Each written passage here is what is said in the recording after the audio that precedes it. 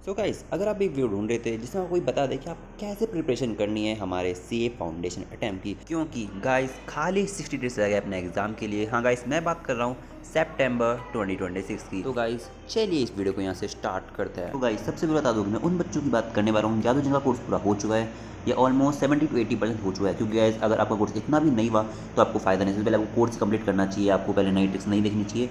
तो गाइस सबसे स्टार्ट करते हैं अपन अकाउंट से। तो गाइस अकाउंट्स का ही पहला पेपर होने वाला है आप लोगों का, और अगर कोई पहला अटैम्प्ट देने वाला है तो उसको बता दूं कि आपको मॉड्यूल ही प्रेफर करनी है। क्योंकि गाइस मैं 20 में अटैम्प्ट दे चुका हूँ और मेरे ख्याल से मैंने जो क्वेश्चन देखे थे वो गाइस पूरे मॉड्यूल से उठा के डायरेक्ट क्वेश्चन थे, बस उनमें डिजिट चेंज कर दी थी, वैल्यू चेंज कर दी थी, आंसर उनका भी बिल्कुल सेम निकल रहा था। तो बता दूं कि आप लोग मॉडल प्रेफर करते हो और आपको मॉडल के सारे क्वेश्चन सॉल्व करने हैं हर एक चैप्टर के। मैं आपको बता दूँ कि सबसे ज़्यादा वेटेज वाले चैप्टर कौन से हैं। सबसे पहले बता दूँ कि जो फाइनल अकाउंट्स यानी जो कंपनी चैप्टर है वो सबसे ज़्यादा वेटेज का है, और उसके साथ शेयर वाला चैप्टर भी सबसे ज़्यादा वेटेज का है। तो अगर उन दोनों चैप्टर को भी कर लेते हो तो आपका ऑलमोस्ट 30+ मार्क्स का कंप्लीट हो जाएगा। मेरे ख्याल से काफ़ी बेस्ट है, क्योंकि अगर आपको इतना सा ए थे 2 ही चैप्टर में हो जाता है तो आपको और कोई टेंशन लेने की बात नहीं।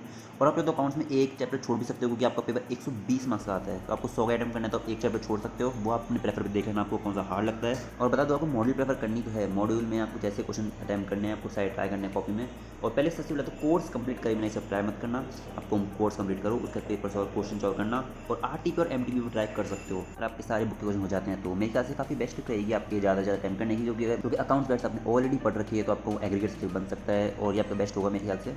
और तो guys let's move on second subject. तो गाइस सेकंड है अपना बिजनेस लॉ। तो गाइस बिजनेस लॉ वैसे भी राइटिंग सब्जेक्ट है, तो आपको वैसे ऑलरेडी पता चली गया आपको इसमें खाली 7 चैप्टर है, लेकिन सबसे बड़ा चैप्टर कॉन्ट्रैक्ट है। और कुछ लोग सोचते हैं कि मैं कॉन्ट्रैक्ट को छोड़ दें, लेकिन आपको गाइस नहीं करना है। आपको सारे के सारे चैप्टर कंप्लीट करने हैं, क्योंकि आपको बता दूं कि वो जो आईसीए वाले हैं वो एग्रीगेट में काफ़ी ज़्यादा मार्क्स काटता है पेपर में। जो आपका पेपर होता है बिजनेस लॉ में, तो आपको सारे क्वेश्चन अटैम्प्ट करने हैं। तो अगर आप सारे चैप्टर पढ़ के नहीं जाओगे तो सारे क्वेश्चन अटैम्प्ट नहीं कर पाओगे। कॉन्ट्रैक्ट ऑलमोस्ट 35 मार्क्स का आता है, क्योंकि आपका पेपर 120 मार्क्स से 35 मार्क्स का खाली कॉन्ट्रैक्ट आ रहा है, तो आपके ऑलमोस्ट 35 मार्क्स उड़ जाएंगे। तो आपके गाइस 70-85 मार्क्स बचेंगे, और उसमें भी जरूरी नहीं है कि आप सारा पेपर कर पाओ। तो आपको सारे के सारे चैप्टर करने हैं। और जैसे आप कर रहे हो तो आपको रोज एक रात को 1 घंटा सेशन आपको राइटिंग सेशन रखना है, क्योंकि आपको राइटिंग जरूरी है। वो इंग्लिश में आप लिख सकते हो, कोई दिक्कत बात नहीं है, लेकिन लॉ की लैंग्वेज थोड़ी अलग है, आपको उसके क्वेश्चन प्रैक्टिस करने पड़ेंगे। तो गाइस अभी आपके पास 60 डेज हैं, तो आप चाहे प्रैक्टिस करते रह सकते हो। और आपको रोज 1 घंटा सेशन भी रखते हो तो आपका पूरा कोर्स भी कंप्लीट हो जाएगा और आपका राइटिंग सेशन भी कंप्लीट हो जाएगी। आपको टेंशन लेने की बात रहेगी नहीं। मेरी ट्रिप थी और मैंने भी गाइस रात रोज 1 घंटा सेशन लिया था। मैंने 30 डेज से स्टार्ट करा था, तो भी 60 डेज रिमेनिंग है, क्योंकि मेरा कोर्स भी काफ़ी लेट हुआ था।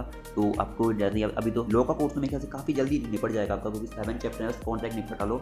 और कॉन्ट्रैक्ट अभी तक मेरे ख्याल से कुछ बच्चों ने कर भी लिया होगा, कुछ बच्चों ने नहीं भी करा होगा। Guys let's move on to another subject mathematics. Guys mathematics में कुछ अलग रूल्स चलते हैं, जैसे आपको इसमें सारे चैप्टर करने की जरूरत नहीं है, क्योंकि नॉन मैथ स्टूडेंट के लिए सारे चैप्टर करना काफ़ी मुश्किल हो सकता है। तो आपको सारे चैप्टर करने की जरूरत नहीं है, आपको खाली इंपॉर्टेंट चैप्टर्स करना है या फिर ज़्यादा हाईएस्ट वेटेज वाले मार्क्स के चैप्टर करना है। और गाइस अभी तो मैं सिंपल वीडियो बता रहा हूँ कैसे अपना कोर्स कंप्लीट करना है और कैसे पेपर कर सकते हैं। तो अगर आपको ऐसी वीडियो चीज़ में वो एग्जाम के रिटर्न कैसे करना है, जैसे कैसे आपको पेपर अटेम्प्ट करना है, तो उसके लिए मैं वीडियो बना दूँगा, मुझे कमेंट में जरूर बता देना। तो चलिए वीडियो कंटिन्यू करते हैं। और अगर आप वीडियो को देख रहे हैं तो इस वीडियो को लाइक और चैनल सब्सक्राइब कर देना, और कमेंट भी कर देना है, थोड़ा मोटिवेशन मिलता है। So let's move on maths पे कंटिन्यू करते हैं अपनी बात। तो गाइस मैथ में आपको बता दिया कि आपको 14 to 15 चैप्टर करने हैं, और आपको हार्ड लगे तो 13-14 तक कर सकते हो।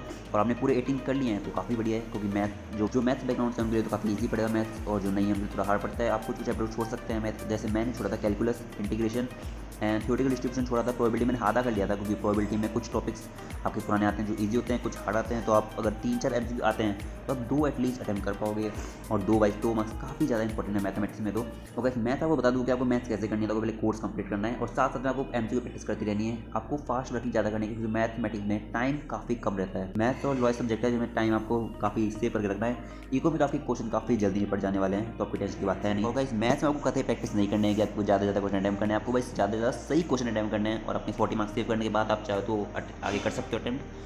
और इसके लिए भी आपको पता है मैं वीडियो बना दूंगा। तो guys let's move on to other subject economics. Guys economics aggregate subject का माना जाता है कि इकोनॉमिक्स आपने ऑलरेडी पढ़ रखी होती है, और इको काफ़ी इजी पड़ेगी, उसमें थ्योरी क्वेश्चन बनते हैं और कुछ न्यूमेरिकल भी आते हैं। जो न्यूमेरिकल तो वैसे काफ़ी इजी पढ़ते हैं आपके लिए, आप चाहो इजीली प्रैक्टिस कर सकते हो न्यूमेरिकल। मैंने भी न्यूमेरिकल में ज़्यादा मेहनत नहीं करी थी, न्यूमेरिकल काफ़ी इजी हो जाता है अपने लिए। और थ्योरेटिकल में आप कर सकते हो, थ्योरेटिकल भी आपको बस एक बार चैप्टर पढ़नी है। मैंने गाइस लव सर से पढ़ा था, और एक हमारे रजत अरोड़ा हैं, उन दोनों सर से मैंने हाफ ऑफ इकोनॉमिक्स पढ़ी है, 5 चैप्टर। तो ये काफ़ी बढ़िया टीचर है, आप दोनों में इसके जो पेपर कर सकते हो। हो। और अगर आप मेरी वीडियो भी देखना चाहो जिसमें मैंने बताया कौन आपको बेस्ट टीचर्स, तो आप वो भी यहाँ से देख लेना। मैं आपको लिंक लगा दूँगा डिस्क्रिप्शन में। आपको इकोनॉमिक्स में भी सारे चैप्टर कर सकते हो। मैंने सारे चैप्टर इकोनॉमिक्स में करे थे, क्योंकि इको में सारे चैप्टर कर सकते हो। मैंने सारे चैप्टर प्रेफर करे थे और 100 में से मैं जितने ज़्यादा अटैम्प्ट कर पाया उतना बेहतर है। मैंने इसमें ऑलमोस्ट 80 प्लस अटैम्प्ट करें और जिसमें मेरे अच्छे खासे मार्क्स आ भी जाएंगे। तो आपको भी इकोनॉमिक्स का एग्रीगेट सब्जेक्ट हो सकता है, क्योंकि आपको मिनिमम 200 मार्क्स तो चाहिए होंगे, ये आपको ऑलरेडी पता ही होगा।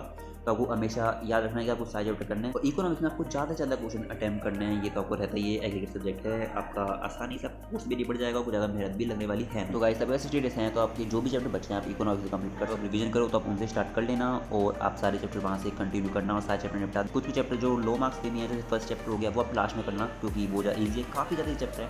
आपको बस अगर पुराने एमसीक्यू भी देखोगे तो आपके ईजिली आसानी से निपट जाएगा। और गाइस यही थी मेरी वीडियो, आपको सीटेट कैसे फिनिश करनी है। तो वीडियो अच्छी लगी तो गाइस वीडियो को लाइक और चैनल को सब्सक्राइब करें। मैं आपको करता हूँ नेक्स्ट वीडियो में, और गाइस कमेंट करना और मोटिवेशन मिलता है। और बेस्ट टीचर जो आपको बता सकते हैं फाउंडेशन में, आपकी उसकी वीडियो यहाँ पर ये रही, आप इसको चेकआउट कर सकते हैं। So guys thanks for watching, bye bye.